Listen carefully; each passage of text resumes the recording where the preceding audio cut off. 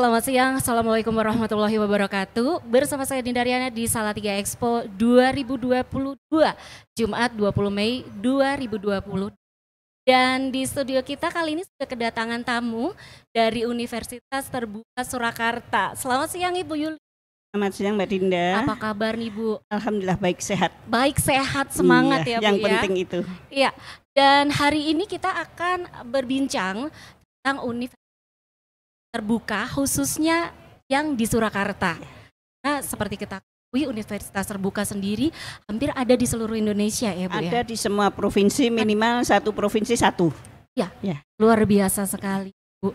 Dan sepertinya kita langsung saja untuk berdialog tentang Universitas Terbuka.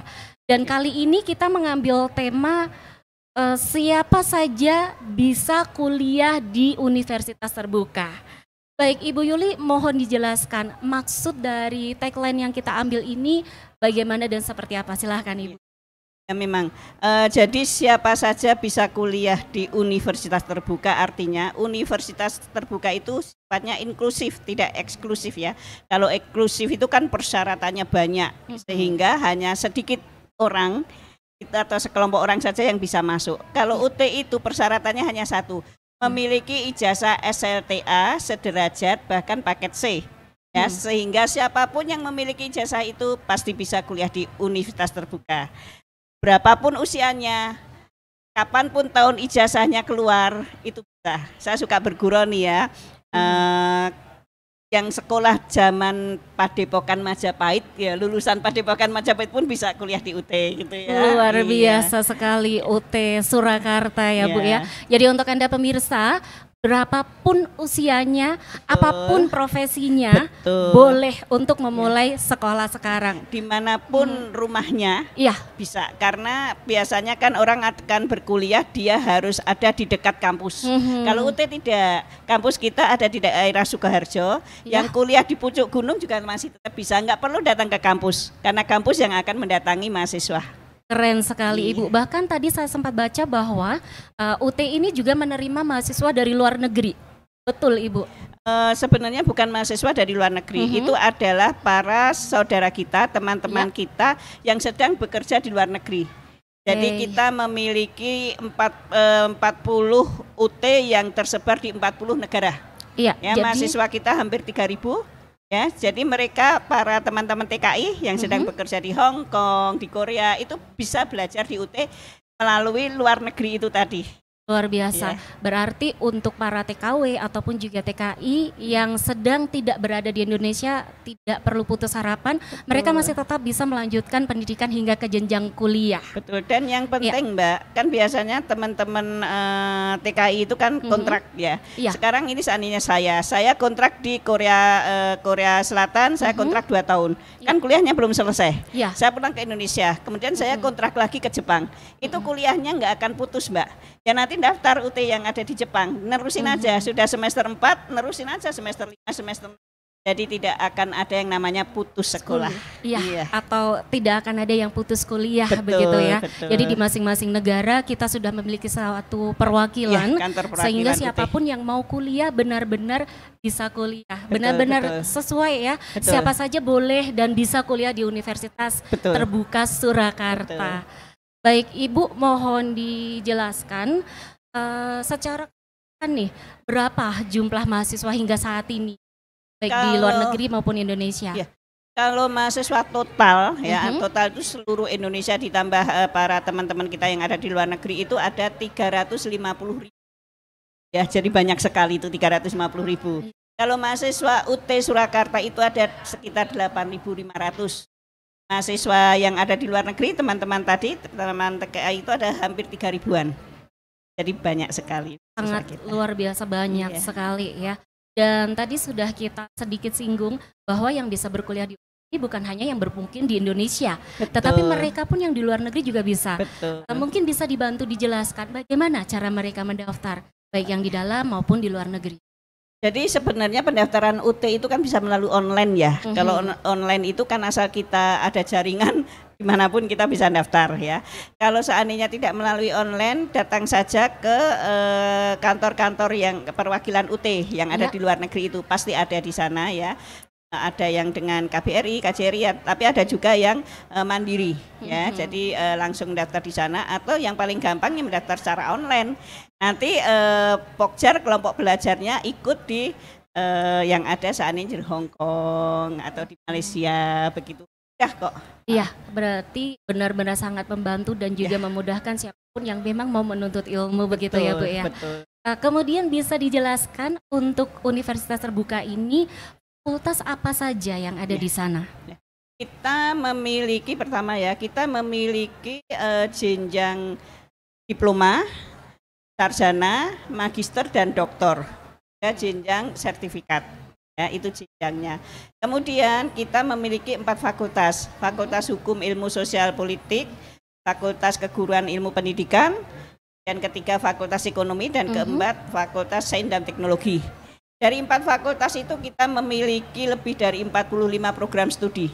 Jadi pilihan program studinya itu sangat banyak. Silahkan teman-teman semua memilih program studinya yang mana, karena pilihannya sangat banyak sekali. Iya, berarti kalau sebagian masyarakat sementara ini kemarin beranggapan bahwa UT ini hanya PGSD misal yang dikenal. Berarti itu keliru ya.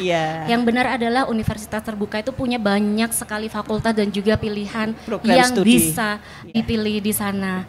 Oke, baik Ibu. Kemudian kalau tadi syaratnya hampir seperti tanpa syarat ya, hanya ijazah SMA aja, bahkan kejar paket juga bisa. Kemudian apakah untuk spesifiknya, karena tadi kita sempat ngobrol ya Bu, ada S1, kemudian ada S2. Dari 2 jenjang ini apakah ada perbedaan syarat? Ada.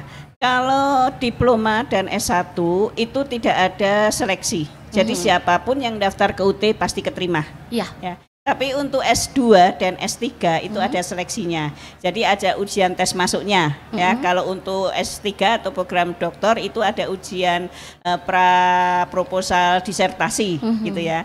Jadi itu yang membedakan. Kalau diploma dan S1 silahkan semuanya yang pasti ingin diterima, meningkatkan kualifikasi kompetensi sarjananya pasti keterima untuk kuliah di UT.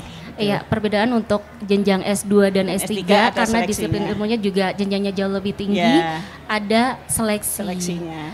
Oke, baik Ibu. Kemudian untuk alur pendaftarannya sendiri bagaimana?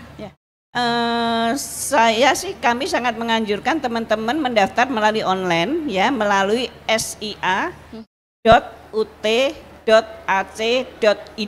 Jadi teman-teman silahkan membuka sia.ut.ac.id. Nanti di situ sudah ada persyaratannya, form-form apa yang harus di-upload dan sebagainya. Mau milih program studi apa, mau ikut kelompok belajar apa, di situ semuanya sudah ada. Iya, bagi pemirsa di rumah mungkin bisa dicatat atau nanti akan kita tampilkan di layar. Untuk websitenya bisa dibuka di sia.ut.ac.id.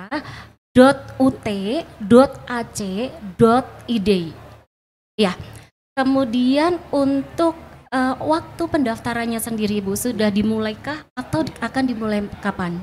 Sebenarnya pendaftaran itu Mbak bisa sepanjang waktu, jadi 1 tahun itu dibuka terus. Hanya memang ada waktu-waktu yang mungkin teman-teman ketika buka kok belum buka gitu ya. Itu paling jaraknya hanya sekitar 2 minggu atau 1 bulan. Kalau untuk yang semester depan daftar sekarang ini kita sudah buka ya. Jadi silahkan mendaftar. Jadi gini Mbak, bisa daftar kapan saja, tapi nanti ikut semesternya yang mana. Jadi kalau teman-teman mau ikut semester besok ya, yang besok itu mendaftar sekarang sampai sekitar awal Agustus. Tapi kalau teman-teman daftarnya di bulan September atau Oktober, nanti ikut yang semester berikutnya. Iya, jadi untuk Anda seluruh warga masyarakat di seluruh Indonesia ataupun juga warga negara Indonesia yang saat ini sedang berada di luar negeri, Anda bisa langsung mendaftarkan diri untuk kuliah di Universitas Terbuka Surakarta. Dan bagi pemirsa di rumah yang saat ini mungkin berada di wilayah Salatiga dan sekitarnya, Anda bisa merapat ke Taman Wisata Sejarah Salatiga untuk melihat aneka pameran dan juga stand. Anda bisa berbelanja beraneka ragam produk UMKM juga di sini. Kemudian kita kembali lagi Ibu Yuli, mungkin ini yang paling banyak ditanyakan, berapa sebenarnya biaya untuk bisa kuliah di Universitas Terbuka? Sebenarnya UT itu kan mengemban amanah pemerintah untuk bisa memeratakan pendidikan tinggi khususnya sarjana di seluruh Indonesia, sehingga dibentuklah UT itu sistemnya pendidikan jarak jauh ya, supaya tadi teman-teman yang ada di pucuk gunung, yang ada di daerah terpencil itu tetap bisa kuliah. Ya, itu satu. Kedua adalah pembelajarannya fleksibel ya. Jadi tidak harus datang ke kampus ya. Itu. Yang ketiga adalah biaya memang harus terjangkau. Ini simulasi untuk biaya sarjana, program sarjana ya.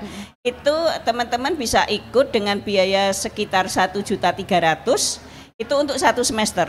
1 semester itu kan 6 bulan ya. Jadi kalau kita hitung-hitung 1.300.000 dibagi 6 berapa Mbak? Sekitar 200.000 kurang. Iya, 200 sekian. 200 sekian. Iya. Ya. Sangat terjangkau. Sangat terjangkau. Saya kan sering mengatakan begini, itu barangkali SPP itu masih lebih murah daripada SPP SMA teman-teman loh. Iya. Ya. Artinya kalau teman-teman belum bekerja, belum berpenghasilan, barangkali orang tuanya masih mampu untuk membiayai karena murah itu tadi ya. Iya. Kemudian sangat terjangkau artinya. Kalau teman-teman bekerja ya, sekarang ini kan bekerja itu gaji nggak bakal kurang dari 1 juta lah. Berarti masih sisa 750. Iya. Apalagi kalau gajinya UMR yang hampir 2 juta. Ya masih sisa banyak banget, masih bisa nongkrong, masih bisa ke mall masih ya. bisa ngopi juga. Ya, sementara 4 tahun 8 semester bisa jadi sarjana. Iya, benar sekali. Dan harapan pemerintah mungkin untuk memeratakan pendidikan minimal sarjana gitu ya, warga negara Indonesia. Sekarang harus minimal sarjana. Iya. Dan kemudian untuk internet juga sudah terjangkau hampir ke seluruh pelosok. Jadi memang sangat menunjang sekali pembelajaran untuk para mahasiswa dan mahasiswi yang kuliah di UT. Kemudian Ibu, apakah kita bisa beralih kredit misal dari UT ke UT atau dari perguruan tinggi ke UT itu sendiri? Program transfer atau program alih kredit bisa ya. Jadi teman-teman yang sudah kuliah atau di UT atau di perguruan tinggi lainnya belum selesai gitu ya, tidak selesai, biasanya kan kagolnya itu pada saat skripsi ya. Ya, silakan alih kredit. Jadi nanti dan di UT itu tidak ada skripsi ya. Tidak ada skripsi. Tugas akhir semacam bentuknya tugas akhir program ya. Jadi kemudian juga karena pembelajaran kita sepanjang hayat, jadi teman-teman nanti bisa mungkin semester ini saya tidak kuliah dulu karena saya ada keperluan kesibukan ini, dan itu tidak masalah. Iya. Gitu. Baik, sangat terima kasih Ibu Yuli atas penjelasannya. Jadi untuk para pemirsa dan Anda semua yang mungkin merencanakan untuk kuliah di Universitas Terbuka juga bisa cek di websitenya. Saya rasa cukup sekian dulu bincang kita, mungkin lain kali kita akan bersambung kembali. Ibu Yuli, terima kasih. Terima kasih Mbak Dinda atas waktunya. Iya, selamat siang. Ya, baik pemirsa di rumah, berikut ini akan kita jeda dulu untuk commercial break dan kita akan kembali lagi di live shopping bersama dengan Hybrid Expo Salatiga 2022.